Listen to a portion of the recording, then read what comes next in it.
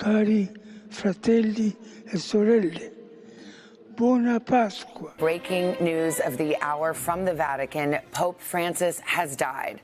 The 88-year-old pontiff passed away just hours after he surprised many by addressing the Easter Sunday crowd at St. Peter's. When Pope Francis' final health struggles started around February, no one knew how close we were to the end of an era. The 88-year-old had been suffering from double pneumonia, and at one point his doctors feared he was about to die.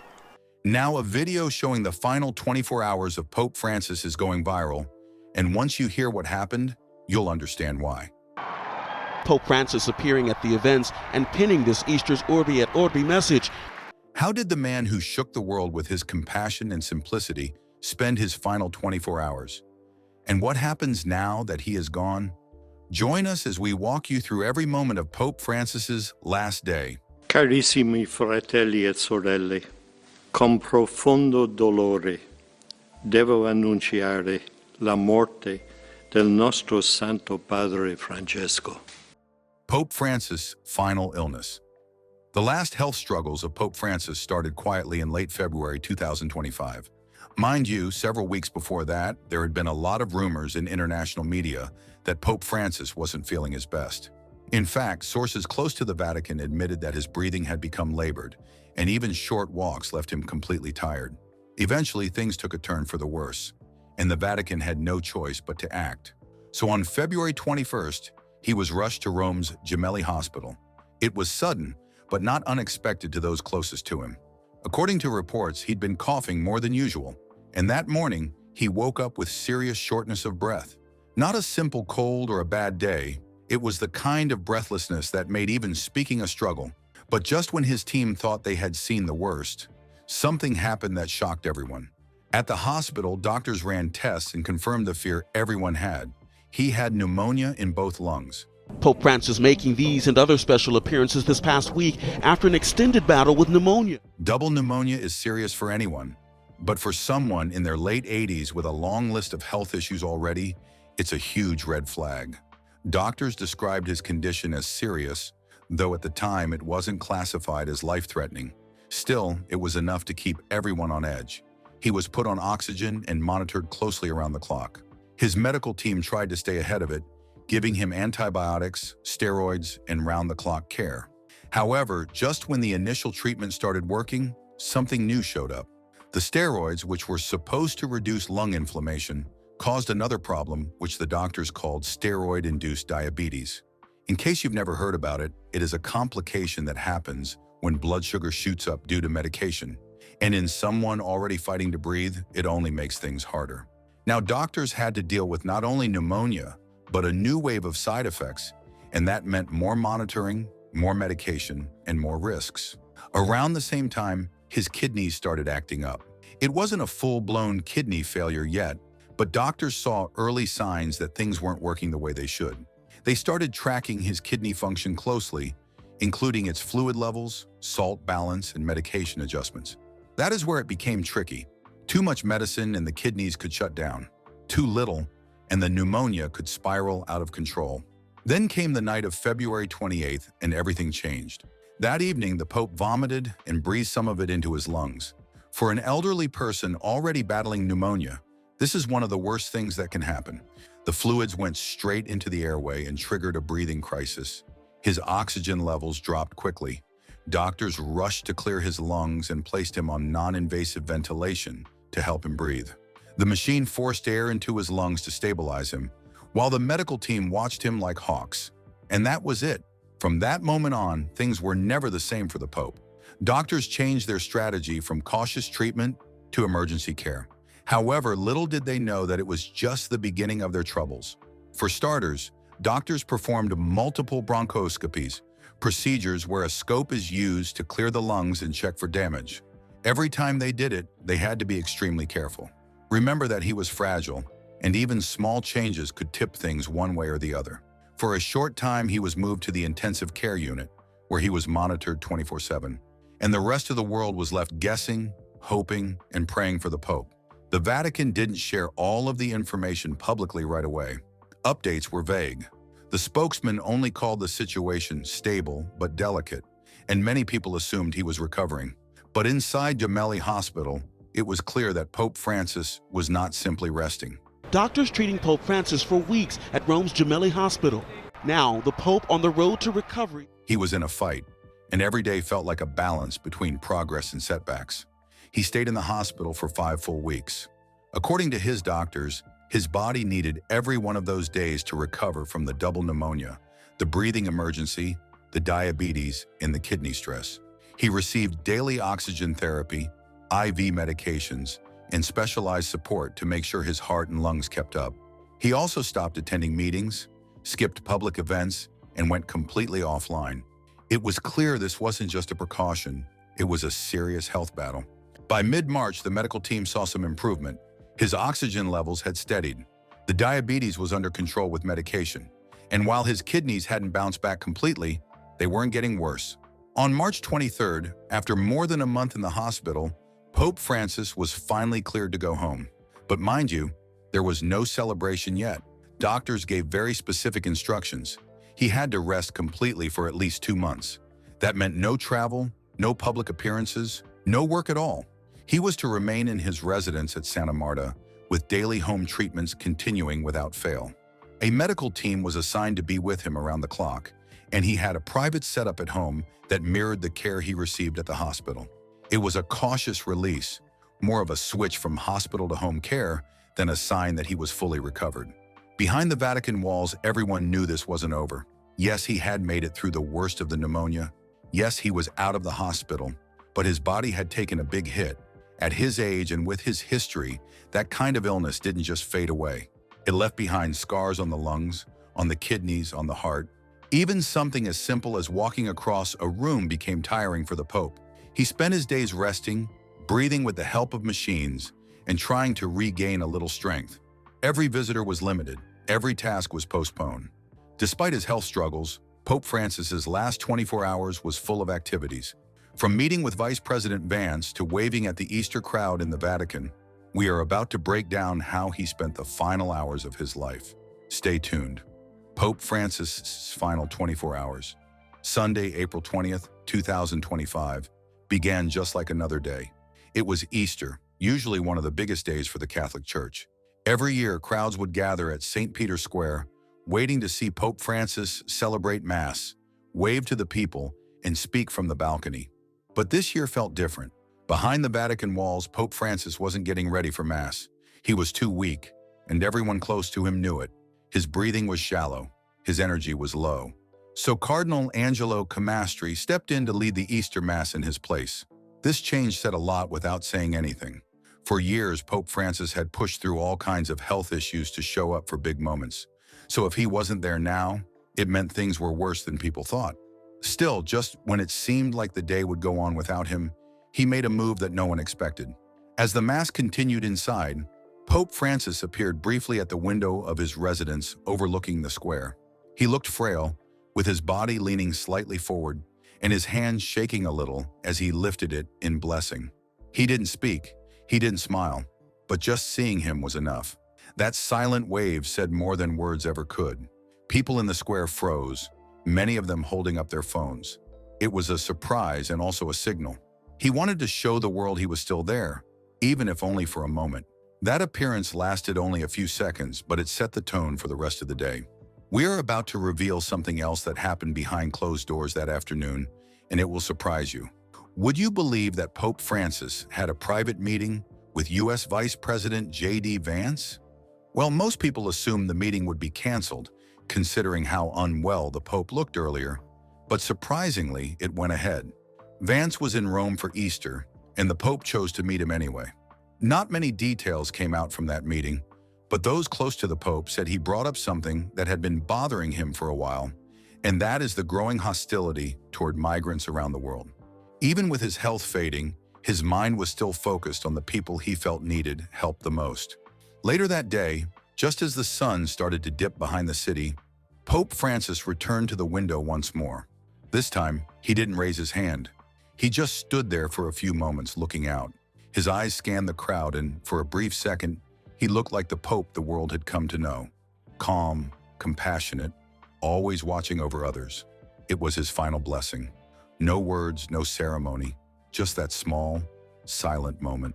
Afterward, he was helped back inside to Domus Sanctae Marthae, the small guest house inside Vatican City, where he had lived since becoming Pope. He had always preferred it over the larger apostolic palace. The guest house had a simpler feel. There was less gold, fewer statues, more of a home than a palace.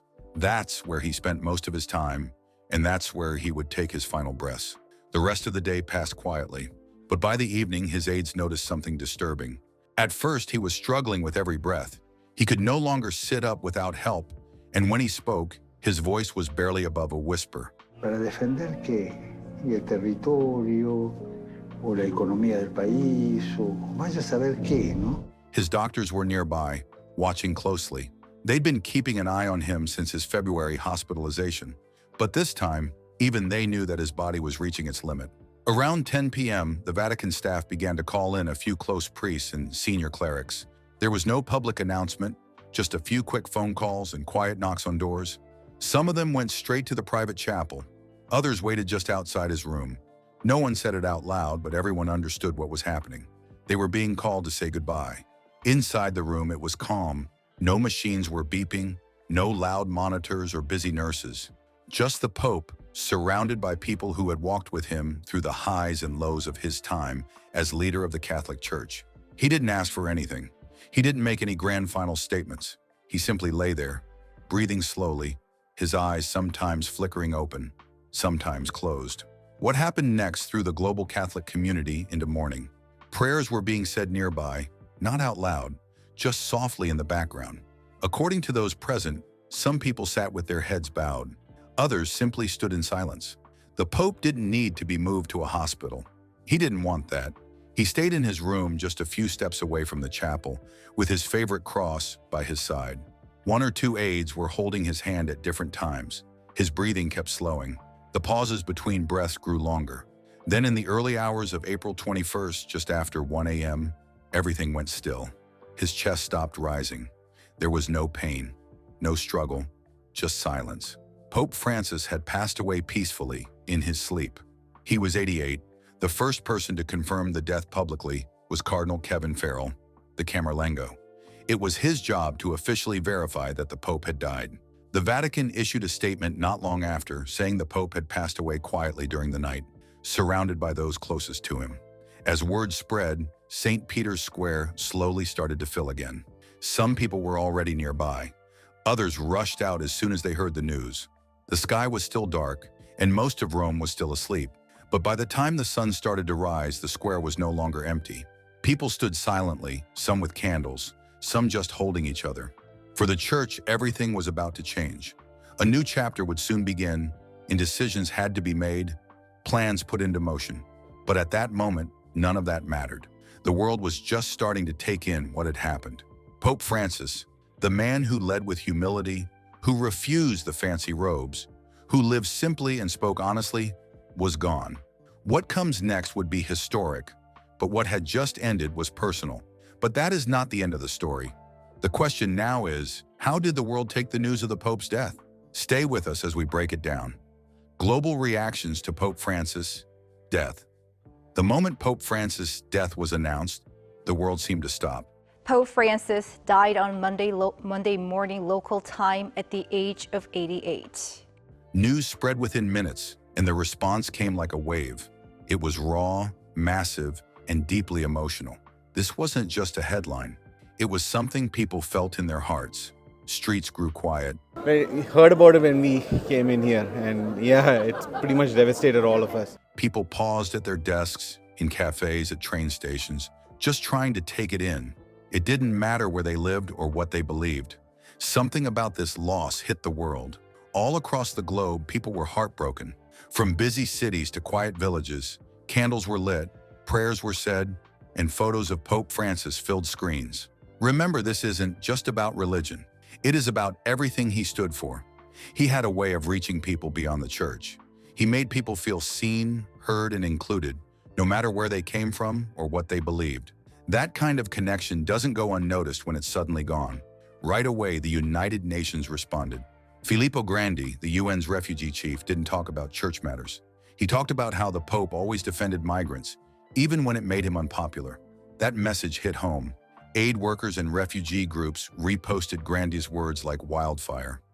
The Democratic Republic of the Congo and South Sudan. They remembered the Pope visiting camps, hugging children, and standing up for families without a country to call home. He made those issues human, not political. And now that voice was gone. World leaders quickly followed. Starting with South Africa's President Ramaphosa, he sent out a heartfelt message. European Commission President Ursula von der Leyen called him a true leader, not just for the church, but for the world. Countries where Catholicism isn't even the majority still took time to pay tribute. From Canada to Chile, Australia to South Korea, heads of state talked about his courage, humility, and commitment to global justice. The focus wasn't on doctrine. It was on the way he made people care about migrants, the poor, the environment, and each other. However, something else happened that made this moment even more powerful. Religious leaders from completely different faiths responded together. Jewish rabbis, Muslim scholars, Buddhist monks, and Orthodox Christian bishops released a joint message mourning the Pope's death. That kind of thing doesn't happen often. But Pope Francis had spent his whole time as Pope building bridges. He met with people across religious lines, not to debate, but to connect. He made it okay to sit at the same table. And when he passed, they remembered that. Back in Argentina, his home country, the mood was heavy. The government declared 3 days of mourning. Church bells rang in every neighborhood. In Buenos Aires, people filled the cathedral he once led. They came with flowers, with handwritten notes, with candles, and they just stood there in silence. On TV and radio, recordings of his old sermons played again. It wasn't just news coverage, it was personal. Everyone remembered when he walked those streets, long before he became Pope. The sadness felt close to home. In Latin America and far beyond, people held vigils. In the Philippines, where the Catholic faith runs deep, streets turned into rows of candlelight. Families gathered outside churches. That wasn't all. Teens and elders stood side by side singing and praying. In Mexico City, hundreds showed up for a midnight mass even though they'd already been to Easter services. In places like Nairobi, Krakow, Mumbai, Abuja, and Rio, similar scenes played out. The church wasn't telling people to do this. They just felt the need to be together. Social justice groups joined in. Climate activists posted the Pope's quotes about caring for the planet. Refugee organizations shared videos of him embracing migrants. Charities remembered how he quietly supported their work, even when no one was looking. They weren't just paying respects to a religious leader. They were honoring someone who stood with them when few others would. That meant something. Young people felt this loss in their own way. A lot of them grew up with Pope Francis as their only pope. He was different from them. He didn't act like he was above everyone. He took selfies with teenagers. He talked about mental health. He admitted when the church got things wrong. That made him real. On TikTok, Instagram, and YouTube, people posted clips of his laugh, his wave, his little moments of warmth. They didn't just mourn him. They celebrated him. And they told their followers why he mattered. Priests, bishops, and clergy all over the world spoke up too. Many of them remembered how Francis gave them hope in difficult times. He told them to lead with kindness, not power. He told them to lead with kindness, not power. He pushed for honesty, even when it was uncomfortable. For many in the church, his death felt like the loss of a guide. You know, like someone who believed faith should start with compassion, not rules. News outlets across the world gave him full-page covers. His face was everywhere. But it wasn't about the pageantry, it was about the person.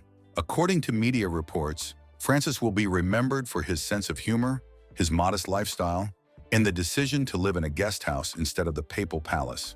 Stories poured in from journalists who had interviewed him and from regular folks who had once met him on the street. Nobody said he was perfect, but everybody said he was real. Around the world, musicians dropped tribute songs filled with gratitude and emotion.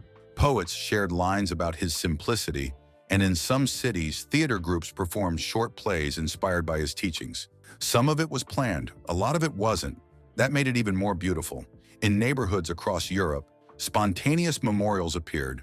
In the Philippines, the largest Catholic nation in Asia, church bells tolled in mourning. Manila Archbishop Jose Advincula reminded the congregation about Pope Francis's 2015 visit to console survivors of Typhoon Haiyan and his compassion and solidarity with the victims. In the United Kingdom, government buildings and royal residences lowered flags to half-staff. King Charles and Queen Camilla expressed heavy hearts, While Prime Minister Keir Starmer described Francis as a pope for the poor, the downtrodden, and the forgotten, African leaders also paid tribute. For instance, Nigerian President Bola Tinubu hailed Francis as a champion of the underprivileged. President Bola Tinubu has joined world leaders to mourn the death of Pope Francis. And South African President Cyril Ramaphosa praised his humility and commitment to justice. In Latin America, Argentina declared 3 days of national mourning. Brazil's President Luiz Inácio Lula da Silva lauded Francis's efforts to promote unity and care for the planet. These global expressions of grief underscore Pope Francis's enduring legacy as a leader who transcended religious and national boundaries, advocating for compassion, justice, and unity. Here is something interesting. The most outstanding in all of this was how natural the response was. No big announcement was needed. No grand event was scheduled. The world just reacted. And that kind of thing only happens when someone truly touches people's lives. Pope Francis had that impact. He reminded people to be kind. He showed that faith didn't have to be loud to be strong. And now that he was gone, people felt the silence in a very real way. His death didn't just mark the end of a life. It marked the end of a chapter in global history. Pope Francis had become more than the head of the Catholic Church. He became a symbol of humility and leadership, a voice of reason in tense times. Wyatt Goolsbee recently talked with a Vatican expert about the Holy Father's unique leadership style. And a soft but firm push toward a better world. That's what people were mourning. Back in the Vatican, while people continued to mourn, things were already shifting. Behind the scenes, preparations were being made. The bells would toll again soon, not just to honor a life, but to begin the process of choosing the next pope. And while no one wanted to think about that just yet, it was clear that something new was coming. What that looked like, no one knew. But what they did know was this: Pope Francis had left a legacy that would be hard to follow and even harder to forget. So now the next question is, what happens next? Stay tuned to find the answers and more. What happens next after Pope Francis' death? Now that Pope Francis is gone, everyone's attention is turning to what happens next. The process of electing a new pope in the Catholic Church is underway. Cardinals are convening in Rome, and the Vatican is preparing for the upcoming conclave. This centuries-old tradition takes place within the Sistine Chapel, where approximately 120 eligible cardinals, under the age of 80, will gather in complete secrecy. Once the chapel doors close, no one enters or exits until a decision is reached. Following an oath of secrecy, the cardinals will engage in prayer, deliberation, and balloting, with up to 4 votes occurring daily. The process continues until one candidate secures a 2/3 majority. Once that happens, the new pope is chosen right there on the spot. For now, the Vatican hasn't announced the start date yet, but it's expected to begin around April 28th. That gives time for Pope Francis' funeral and the 9 official days of mourning. Now everyone's wondering, who's going to be next? You're about to find out. 3 cardinals keep coming up in conversations. Cardinal Matteo Zuppi from Italy is one. He's known for staying close to the poor, stepping into political issues, and working on peace deals. A lot of people in Rome respect him. Some think he's the kind of person who could carry on the work Francis' work. Another name is Cardinal Luis Antonio Tagle from the Philippines. He's younger than most and already really well known in Catholic circles around the world. Has led big departments in Rome and speaks with ease to people from all kinds of backgrounds. Then there's Cardinal Peter Turkson from Ghana. He's been around the Vatican for years and worked closely with Francis on justice, peace, and climate. If he's chosen, he would be the first African pope in over 1,000 years. That would be a huge shift, and one that would send a strong message about the Catholic Church. But no matter who takes the job next, they'll be stepping into a role that's been completely transformed by Francis. Because Francis wasn't just another pope. He changed the tone. He didn't move into the papal palace. He lived in a modest guest house. He didn't dress in luxury. He rode around in small cars. And more than anything, he kept his focus on the people who usually get ignored: the poor, the sick, the migrant, the forgotten. Francis also didn't dodge hard issues. He talked about sexual abuse in the church. Pope Francis is publicly addressing the biggest scandal facing the Catholic Church: clergy sex abuse. He challenged how we treat the environment. He pushed for more openness toward groups who've often been left out. He didn't rewrite everything, but he helped change the conversation. He made the church seem more human, less like a faraway institution, and more like a community that cares. Even people who didn't agree with him all the time respected his leadership style. Catholic faithful around the world will remember Pope Francis as a shepherd who brought the church closer to the people. Remember, his dream was to make the church a church that is poor and for the poor. Faithful Catholics admired his courage to face difficult topics like climate change, inequality, and abuse scandals, not with deflection, but with repentance and reform. Many Catholics will also remember him for his focus on mercy. During the Jubilee Year of Mercy in 2016, he preached about confession, forgiveness, and healing. He constantly reminded the church to be a field hospital, tending to wounds instead of judging from afar. For young Catholics, Pope Francis was the voice that welcomed questions, doubts, and even disagreement. He opened doors instead of closing them. For older generations, he rekindled the simplicity of faith rooted in love and service. To people of other religions, the Pope was a bridge builder who extended a hand in periods of crisis. Back in 2019, Pope Francis signed the document on human fraternity with Grand Imam Ahmed El-Tayeb of Egypt's Al-Azhar University. The joint declaration called for peace, coexistence, and rejection of extremism. The catch is that the event was the first time a pope visited the Arabian Peninsula. Many Muslims took this gesture as a sign of sincere respect and partnership. In 2021, during his visit to Iraq, he met with Grand Ayatollah Ali al-Sistani, one of the most influential figures in Shiite Islam. That meeting was a powerful symbol of unity between Christianity and Islam, in a region deeply scarred by conflict. In the end, Pope Francis will be remembered as a humble and courageous soul who worked for a more peaceful, united world. Thank you for staying with us. What was your best memory of Pope Francis? Remember to drop a word of prayer for his soul in the comments section. If you enjoyed the video, like, share, and subscribe to our channel. Also, click the following video on your screen and you will enjoy it.